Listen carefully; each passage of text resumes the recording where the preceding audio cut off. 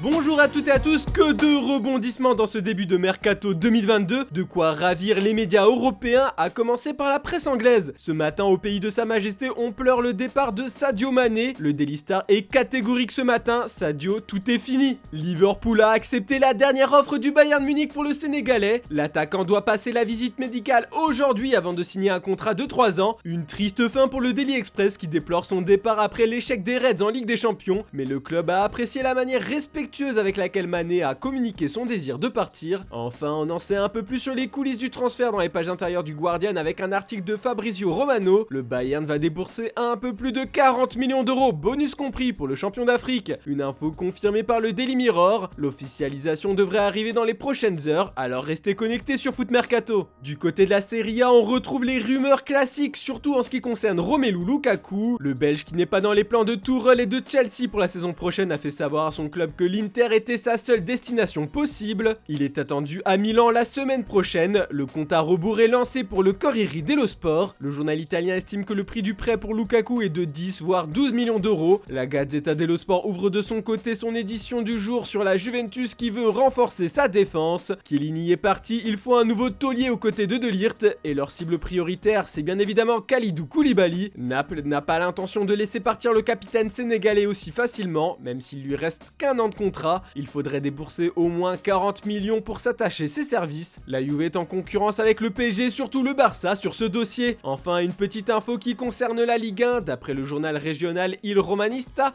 et nos informations, la Roma et le LOSC sont tout proches d'un accord pour Selic. Les discussions avec le club coaché par José Mourinho sont très avancées et on parle d'une indemnité de transfert de l'ordre de 6,8 millions d'euros. On part en Espagne maintenant et plus précisément en Catalogne. Vous connaissez le Barça, ils ont envie de faire toutes les folies possibles sur le mercato, même si les finances sont dans le rouge. Sauf que ça tombe bien maintenant, le Barça a récemment trouvé un accord avec une société commerciale, ce qui a fait gonfler son portefeuille. Les Blaugrana vont enfin pouvoir recruter les 5 joueurs qu'ils visent depuis des semaines, 5 noms que l'on retrouve sur la une de Sport ce matin. On va commencer par parler de Marcos Alonso, Azpilicueta et Christensen. Les 3 joueurs de Chelsea sont en fin de contrat et auraient signé un contrat avec le FC Barcelone depuis déjà un moment. L'officialisation devrait arriver dans les prochains jours. En ce qui concerne Franck Kessié, lui aussi en fin de contrat avec Milan, il attend l'annonce officielle de sa signature avec les culés depuis janvier d'après le quotidien espagnol. Enfin, on n'oublie pas la priorité absolue de Joan Laporta à Robert Lewandowski. Selon Sport et Mundo Deportivo, le Barça a déposé une nouvelle offre pour le Polonais sur la table du Bayern Munich. L'arrivée de Mané en Bavière devrait favoriser son départ. La somme est estimée aux alentours des 32-35 millions d'euros. Ce n'est peut-être pas encore assez pour convaincre le club bavarois. Le Barça reste confiant dans cette affaire. Mais la grosse info ce matin nous est présentée par AS qui nous annonce que le Real Madrid n'a toujours pas abandonné Erling Haaland, même s'il a signé en faveur de Manchester City cet été. La Casablanca a déjà préparé un plan infaillible pour s'offrir le cyborg norvégien en 2024. En fait, il existe une clause libératoire de 150 millions d'euros, effective dans 2 ans, dans le contrat de ce dernier. Ce n'est pas passé inaperçu à Madrid, ils sont prêts à débourser cette somme quand le temps sera venu. Mais surtout, le Real Madrid voit en Haaland le futur successeur de Karim Benzema, pour l'instant sous contrat avec le club espagnol jusqu'en juin 2023, même si Marca parle ce matin qu'une prolongation de contrat jusqu'en 2024 va être acceptée par le français. Mais bon, d'ici là, Cabenueve aura 36 ans, il faut penser au futur. Et on va terminer ce tour de la presse avec le nom de la première recrue estivale du Paris Saint-Germain, Vitinha de Porto. D'après Ojogo, le milieu de terrain portugais de 22 ans est actuellement à Paris. Ça devrait être officiel dans quelques heures, le PSG a payé sa clause libératoire d'environ 40 millions d'euros. Le départ du prodige qui n'a que 3 sélections avec la Seleção enflamme la presse portugaise. On le retrouve sur la une d'Abola de Record. Comme on vous l'a annoncé hier, Vitinha a déjà donné son accord pour un contrat de 5 ans. Dans son édition du jour, le Parisien fait l'étendue de toutes les qualités du Portugais. Décrit comme très bon techniquement, il est capable de jouer à tous les postes dans l'entrejeu. Enfin, pour être bien complet, on apprend dans les colonnes du Daily Mirror que le champion de France a un œil attentif sur Calvin Phillips. Leeds souhaite désespérément le conserver pour la saison prochaine, mais le club d'Elland Road pourrait toutefois le laisser partir si le PSG s'aligne sur un prix de 65 millions d'euros. L'anglais, lui, ne serait pas contre l'idée de jouer la Ligue des Champions avec le club francilien.